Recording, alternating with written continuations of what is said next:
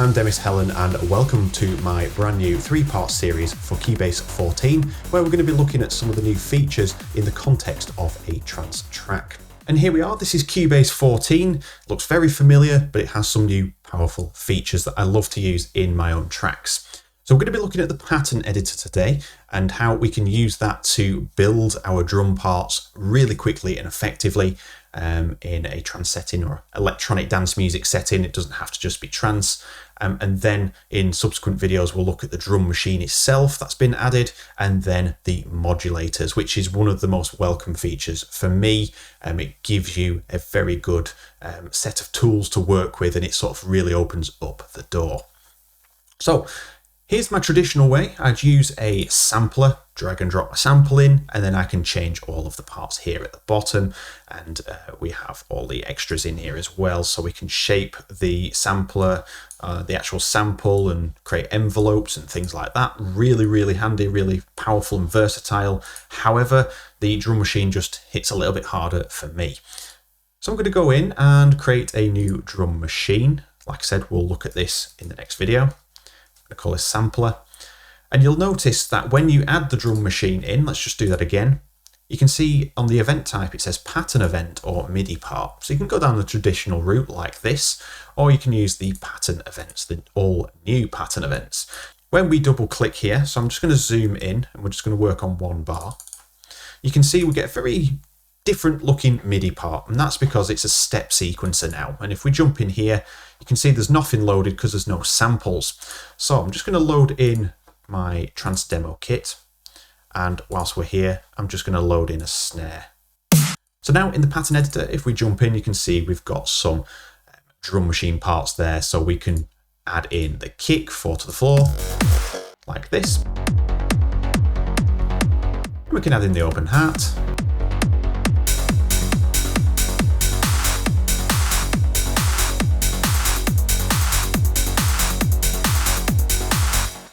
And that is perfect. Once you jump out, you've got your part, and you can duplicate that across.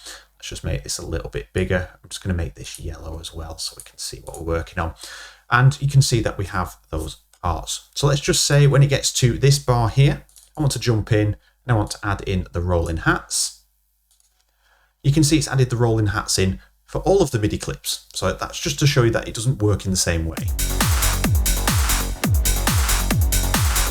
And that's because we have different pattern options. So if we jump back into here, I'm going to remove those, and I'm going to remove everything but the kick. And this is going to be our first pattern, the most simplest of the patterns.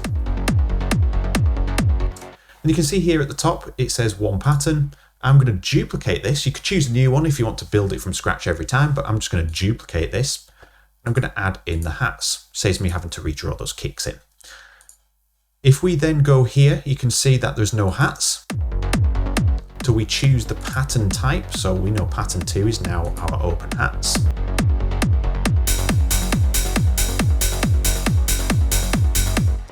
And the same goes for subsequent patterns. So pattern 3 can be our claps. So in fact, I've just drawn them in.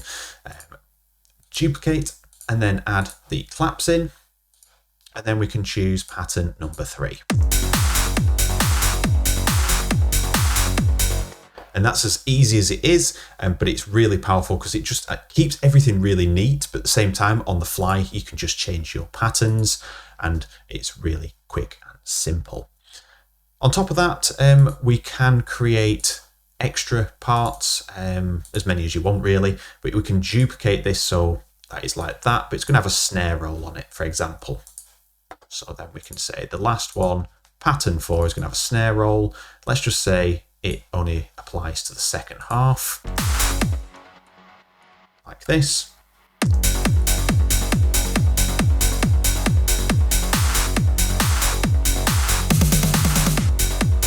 And from that, we can get really quick results out of that. So again, that would probably return to something like this.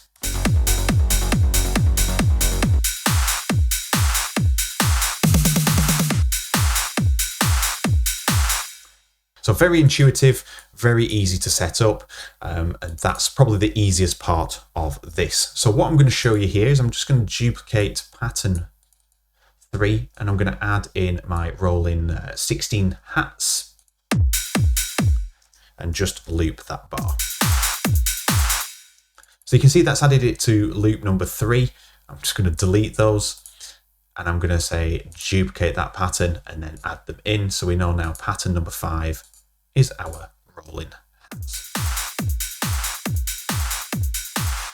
So what I want to do first is just focus on the settings that we have here, which are super handy. One of them being the preview, so you can hear what sample you're working with without jumping out.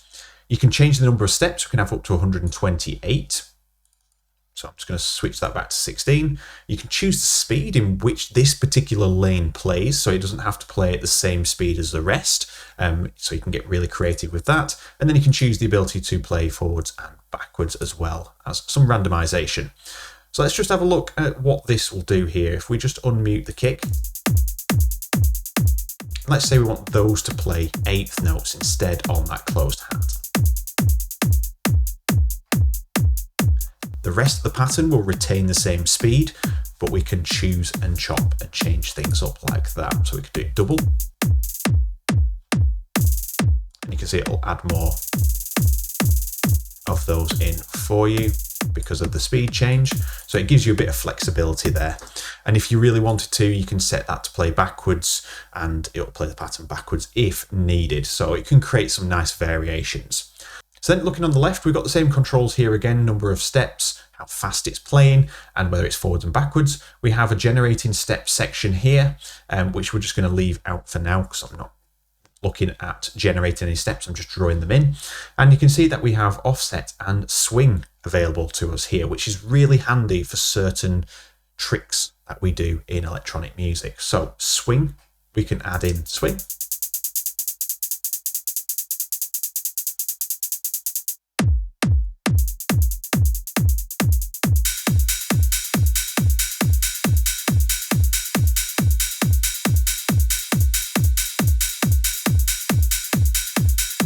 And then we have the offset option. So for example, sometimes claps don't need to hit on the beat. Sometimes the transients mix with the kick and other transients that are in there, and it can cause quite a large spike in your audio.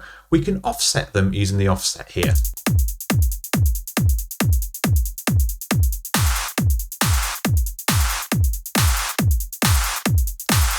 So you can hear that's too much. I'm just trying to demonstrate what it's doing. It's actually delaying the offset.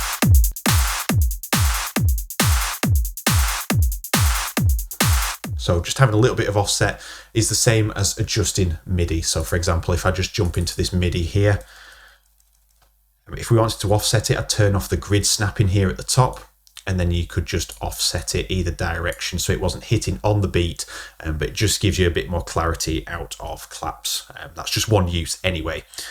So that is a much easier way of doing it, just using that offset. There are offset options in the MIDI as well, but everything is in one window here, so it makes it much easier for me to work with.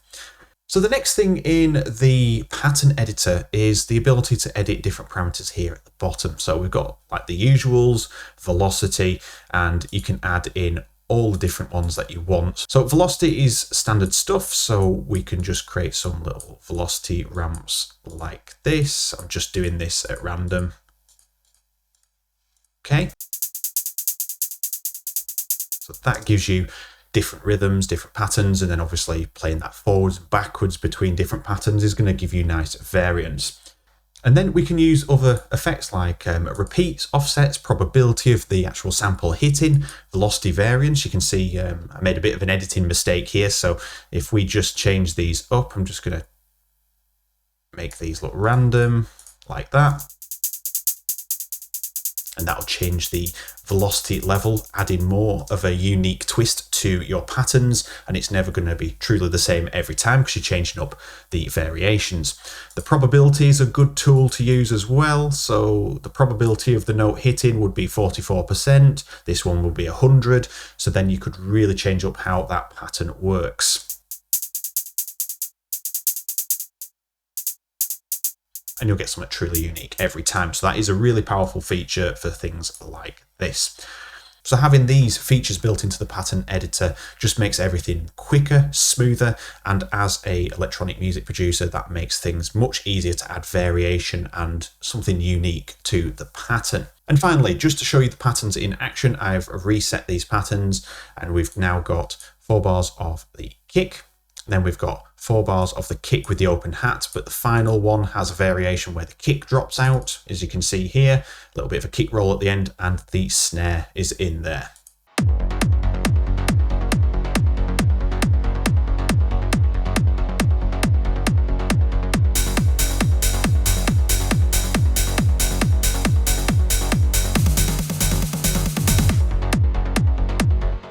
There we are, that is the pattern editor, and it's a very powerful tool for me as an electronic artist and tutor. It makes things look cleaner, there's less tracks everywhere, and it gives you that ability to just change things on the fly just by loading in preset patterns that you've already made to quickly test what's going to work and what's not going to work.